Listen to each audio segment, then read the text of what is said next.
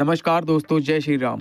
आप जो देखने वाले हो वो सिर्फ एक प्रोसेस नहीं है, ये है गांव की डेयरी का इकोनॉमी का सबसे बड़ा बैकबोन, बफेलो आर्टिफिशियल इंसेमिनेशन। ये है हमारी भैंस। जब एक भैंस दूध देने के लिए तैयार होती है तो सबसे पहला सवाल होता है नेचुरल मेटिंग या आर्टिफिशियल इंसेमिनेशन। आर्टिफिशियल इंसेमिनेशन का मतलब होता है scientifically proven disease free high quality bull का सीमेन यूज करना। इससे भैंस और बछड़ा दोनों हेल्दी रहते हैं और दूध का प्रोडक्शन भी बेटर होता है। लेकिन एआई यानी आर्टिफिशियल इंसेमिनेशन तभी सक्सेसफुल होता है जब भैंस के अंदर हीट हो, यानी गर्मी हो। हीट के कुछ साइंस होते हैं, जैसे कि बार बार आवाज निकालना, रेस्टलेस होना और दूसरी भैंसों पे अट्रैक्ट होना और प्राइवेट पार्ट से ट्रांसपेरेंट डिस्चार्ज होना। इस टाइम को कहते हैं गोल्डन टाइम। जैसे ही हीट कंफर्म होती है, एक ट्रेंड इंसेमिनेशन टेक्नीशियन को बुलाया जाता है, क्योंकि यह काम एक्सपीरियंस और सफाई दोनों मांगता है। ये छोटी सी स्ट्रॉ में होता है हाई जेनेटिक वैल्यू का फ्रोजन सीमेन। इस सीमेन को लिक्विड नाइट्रोजन में -196 डिग्री पर स्टोर किया जाता है। यूज करने से पहले सीमन स्ट्रॉ को कंट्रोल टेम्परेचर में थॉ किया जाता है। एक छोटी सी भी गलती प्रेगनेंसी के चांसेस कम कर सकती है। अब सबसे इंपॉर्टेंट चीज, हाइजीन। भैंस को शांत रखा जाता है, सारे टूल्स स्टेरलाइज होते हैं और टेक्नीशियंस ग्लव पहनता है। लेकिन यहाँ गांव में उतना ध्यान नहीं दिया जाता है, इसे सिंपल हाथों से ही कर देते हैं बिना ग्लव्स पहने।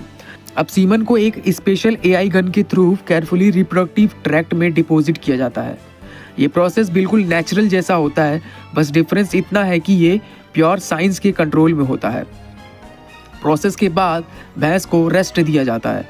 ज़्यादा स्ट्रेस, भागना या ट्रैवल अवॉइड करना चाहिए। प्रॉपर खाना, पानी, केयर प्रेगनेंसी के चांसेस और बढ़ाते हैं। 20 से 30 दिन के बाद प्रेगनेंसी डायग्नोसिस की जाती है। अगर भैंस प्रेग्नेंट हो जाए तो समझ लो प्रोसेस सक्सेसफुल था। आर्टिफिशियल इंसेमिनेशन सिर्फ एक टेक्निक नहीं, ये है फार्मर्स के लिए बेटर इनकम, हेल्दी एनिमल्स और फ्यूचर जनरेशन का गारंटी।